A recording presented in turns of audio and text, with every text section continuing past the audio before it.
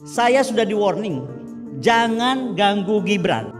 Saya sampai kaget loh, 3 kali diulang. Sontak video Koni Rahakundini Bakri yang membuat pengakuan jika dirinya diancam untuk tidak mengganggu Gibran Rakabuming mendadak menjadi viral.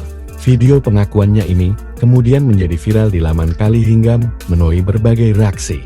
Penggalan video Koni Rahakundini Bakri yang mengaku diancam untuk tidak mengganggu Gibran ini diunggah oleh akun @ciobh tahun 2022. Dalam video tersebut, Koni nampak berbincang dengan sejumlah tokoh. Ia mengaku pernah mendapat intimidasi dan ancaman agar dirinya tidak mengganggu putra sulung Jokowi tersebut.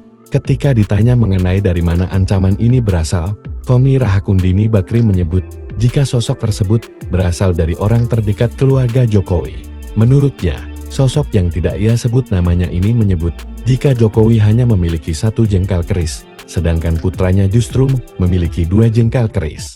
Namun diketahui, diduga beredarnya video pengakuan Koni Rahakundini Bakri mengenai ancaman untuk tidak mengganggu Gibran Rakabuming ini berasal dari masa-masa sebelum pemilu tahun 2024 dimulai.